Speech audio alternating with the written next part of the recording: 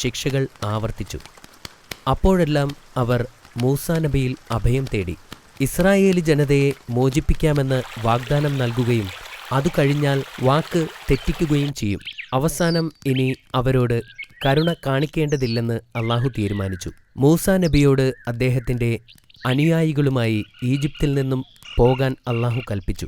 അവർ അവരുടെ വസ്ത്രങ്ങളും മറ്റു സാധനങ്ങളുമായി മൂസാ നബിയോടൊപ്പം പുറപ്പെട്ടു.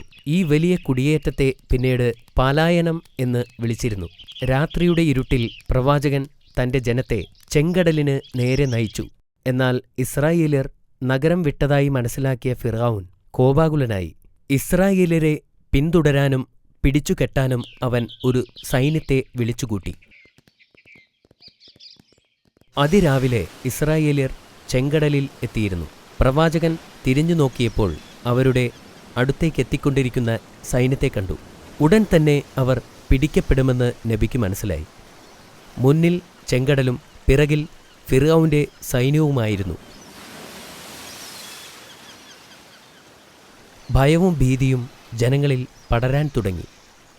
മൂസാ നബി അലൈഹിസ്സലാം കടലിൻ്റെ അടുത്തേക്ക് നടന്നു ദൂരേക്ക് നോക്കി. അപ്പോൾ യൂഷാഹ് അലൈഹിസ്സലാം മൂസാ നബിയോട് ചോദിച്ചു, നമ്മുടെ മുൻപിൽ ഈ വലിയ കടൽ തടസ്സമായി നിൽക്കുന്നു.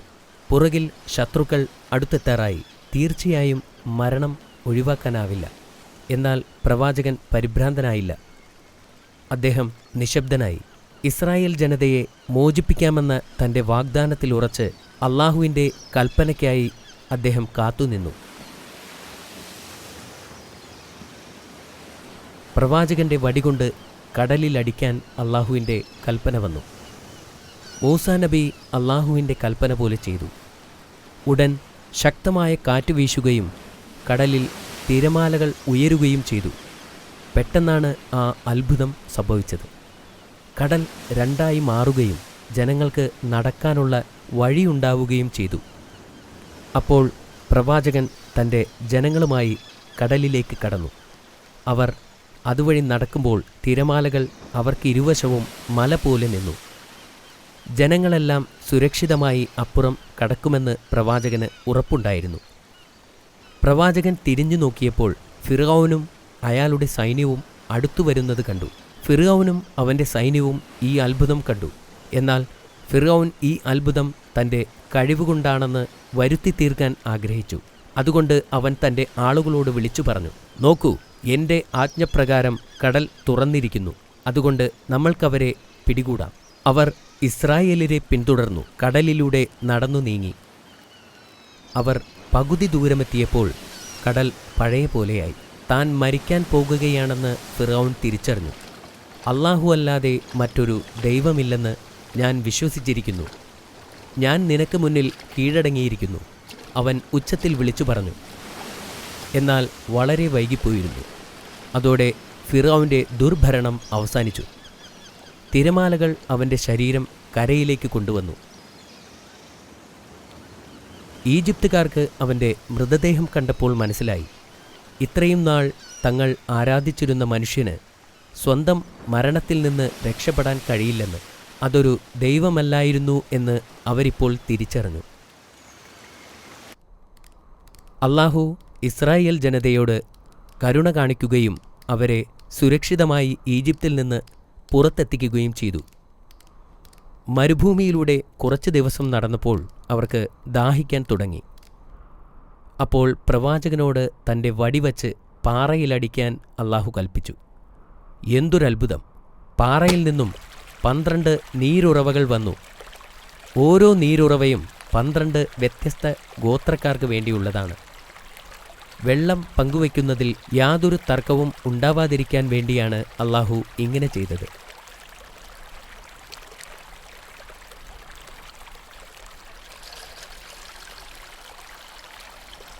സൂര്യൻ്റെ ചൂടിൽ നിന്നും അവരെ രക്ഷിക്കാൻ അല്ലാഹു മേഘങ്ങളെ അയച്ചു. അവർക്ക് വിശന്നപ്പോൾ മന്ന എന്ന പ്രത്യേക സ്വാദിഷ്ടമായ ഭക്ഷണം അല്ലാഹു അവർക്കെത്തിച്ചു.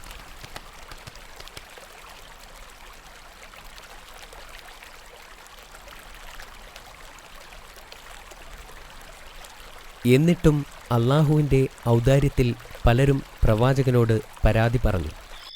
മൂസാ നബി ജനങ്ങളെ ശകാരിക്കുകയും അടിമത്വത്തിൽ നിന്ന് ഇപ്പോൾ മോചിപ്പിക്കപ്പെട്ടിട്ടേയുള്ളൂ എന്ന് ഓർമ്മിപ്പിക്കുകയും ചെയ്തു. അതിൽ സന്തോഷിക്കാനും അള്ളാഹുവിൻ്റെ ഔദാര്യത്തിന് നന്ദി പറയാനും ആവശ്യപ്പെട്ടു. ഇസ്രായേല്യർ മന്ന ഭക്ഷണം കഴിച്ച് മടുക്കുകയും യാത്ര ചെയ്ത് ക്ഷീണിക്കുകയും ചെയ്തിരുന്നു. യഥാർത്ഥത്തിൽ കനാൻ എന്നു പേരുള്ള ഒരു സ്ഥലമുണ്ടോ എന്ന് അവർ അത്ഭുതപ്പെട്ടു. എവിടേക്കാണ് പോകേണ്ടത് എന്നറിയാതെ ജനങ്ങൾ ദിവസങ്ങളോളം മരുഭൂമിയിലൂടെ സഞ്ചരിച്ചു. ഒടുവിലവർ സീനായിൽ പ്രവേശിച്ചു. ഈജിപ്തിലേക്ക് പോകുന്നതിന് മുമ്പ് ദൈവത്തോട് സംസാരിച്ച സ്ഥലമായിരുന്നു ഇതെന്ന് നബിക്ക് മനസ്സിലായി. മൂസാ നബി അലൈഹിസ്സലാം ആ പർവ്വതത്തിലേക്ക് കയറാൻ തീരുമാനിച്ചു. അദ്ദേഹം വരുന്നതുവരെ ജനങ്ങളുടെ ഉത്തരവാദിത്വം സഹോദരൻ ഹാറൂനിനെ ഏൽപ്പിച്ചു. എന്നാൽ മല കയറുന്നതിന് മുമ്പ് 30 ദിവസം നോമ്പെടുക്കാൻ അള്ളാഹു പ്രവാചകനോട് കൽപ്പിച്ചു. 30-ാം ദിവസം വീണ്ടും 10 ദിവസം കൂടി നോമ്പെടുക്കാൻ അള്ളാഹു കൽപ്പിച്ചു. ഉപവാസം പൂർത്തിയായപ്പോൾ ഒരിക്കൽ കൂടി അള്ളാഹുവിനോട് സംസാരിക്കാൻ പ്രവാചകൻ തയ്യാറായി. പിന്നെ അദ്ദേഹം മല കയറാൻ തുടങ്ങി. മലകയറ്റം വളരെ പ്രയാസമേറിയതായിരുന്നു. അദ്ദേഹം മലമുകളിലെത്തിയപ്പോൾ അള്ളാഹു അദ്ദേഹത്തിന് 2 ചെറുഗ്രന്ഥങ്ങൾ കൊടുത്തു. ഇസ്രായേലരെ ഭരിക്കാനുള്ള പ്രത്യേക നിയമങ്ങൾ എഴുതപ്പെട്ടതായിരുന്നു അത്. മൂസാ നബി പോയിട്ട് 40 ദിവസങ്ങളായി. ജനങ്ങൾ അക്ഷമരായി. അവർക്കിടയിൽ നിന്നും സമീരി എന്നു പേരുള്ള തിന്മയിലേക്ക് കൂടുതൽ ചായ്വുള്ള ഒരാൾ വന്നു. പ്രവാചകൻ അവരെ വിട്ടു പോകുമെന്നും അതുകൊണ്ട് അവരെ നയിക്കാൻ മറ്റൊരാൾ വേണമെന്നും നിർദ്ദേശിച്ചു. ശരിയായ മാർഗനിർദ്ദേശം നൽകാൻ യഥാർത്ഥ ദൈവം നിങ്ങൾക്കുണ്ടാകണം. അവൻ ഇസ്രായേലരോട് വിളിച്ചു പറഞ്ഞു, ഞാൻ നിങ്ങളെ സഹായിക്കാം. ആദ്യം അവരുടെ ആഭരണങ്ങളെല്ലാം ശേഖരിച്ചു. നിലത്ത് ഒരു കുഴി കുഴിച്ചു. അതിൽ ആഭരണങ്ങളിട്ട് അവൻ തീ കത്തിച്ചു. അതിൽ നിന്നൊരു പ്രതിമയും ഉണ്ടാക്കി.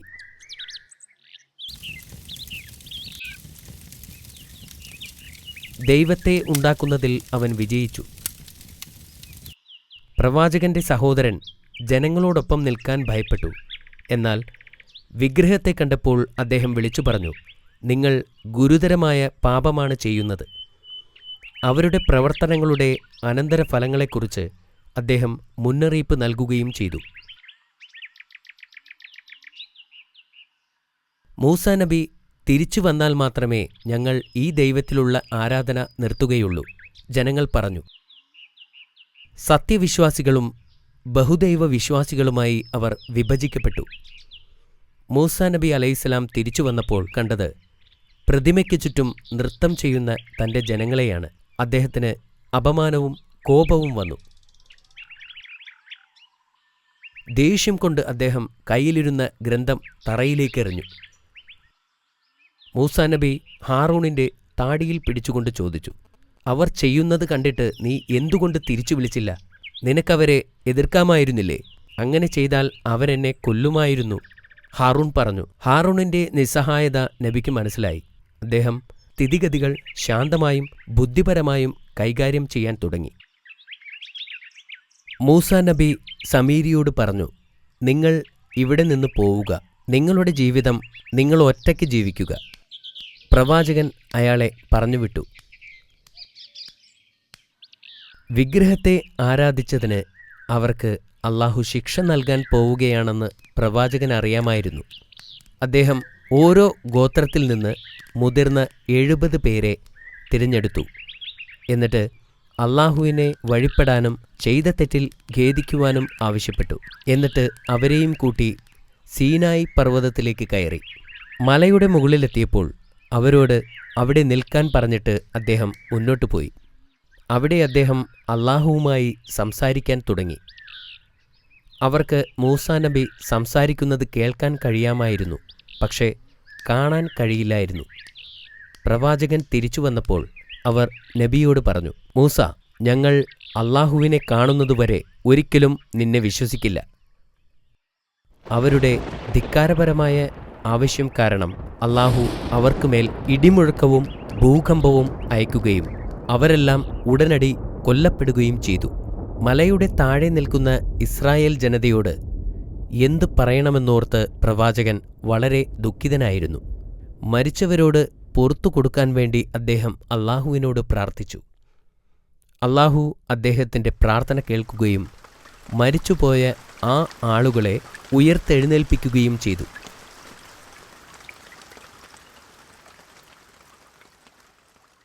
ഇസ്രായേല്യർ വളരെ കാലം മരുഭൂമിയിലൂടെ അലഞ്ഞു നടന്നു. പ്രവാചകൻ തൻ്റെ ജനതയുടെ അജ്ഞത മൂലം വളരെ കഷ്ടപ്പെട്ടിരുന്നു. ഇസ്രായേൽ ജനത്തിനു വേണ്ടി അദ്ദേഹം സകലതും സഹിച്ചു. അവർ ചെയ്ത പാപങ്ങൾ കാരണം വാഗ്ദത്ത ഭൂമിയിലേക്ക് അള്ളാഹു അവരെ ഒരിക്കലും എത്തിച്ചില്ല. മരുഭൂമിയിലെ അലച്ചിലിനിടയിൽ കുറച്ചു വർഷങ്ങൾ കഴിഞ്ഞ് ഹാറൂൺ നബി അലൈഹിസ്സലാം വഫാത്തായി. മൂസാ നബിയുടെ മരണസമയമെത്തിയപ്പോൾ അള്ളാഹു മലക്കിനെ പ്രവാചകന്റെ അടുത്തേക്ക് അയച്ചു. മലക്ക് നബിയുടെ അടുത്തെത്തിയപ്പോൾ അദ്ദേഹം വിസമ്മതിച്ചു. മലക്ക് അള്ളാഹുവിൻ്റെ അടുത്തേക്ക് മടങ്ങിപ്പോയി ചോദിച്ചു, മരിക്കാനിഷ്ടമില്ലാത്ത ഒരടിമയെ വിളിക്കാനാണോ എന്നെ അയച്ചത്? അള്ളാഹു മലക്കിനോട് പ്രവാചകന്റെ അടുത്തേക്ക് മടങ്ങിപ്പോകാൻ പറഞ്ഞു. എന്നിട്ട് അദ്ദേഹത്തോട് ഒരു കാളയുടെ പുറകിൽ കൈവയ്ക്കാനും അദ്ദേഹത്തിൻ്റെ കയ്യിൽ പറ്റിയിരിക്കുന്ന രോമങ്ങളിൽ ഓരോ രോമത്തിനും ഓരോ വർഷം വീതം ജീവൻ അനുവദിച്ചിരിക്കുന്നു എന്നും പറയാൻ പറഞ്ഞു. മലക്ക് നബിയുടെ അടുത്തു ചെന്ന് അള്ളാഹുവിൻ്റെ സന്ദേശം അറിയിച്ചു. അതിനുശേഷം എന്തു സംഭവിക്കും? പ്രവാചകൻ ചോദിച്ചു. മരണം, മലക്ക് പറഞ്ഞു.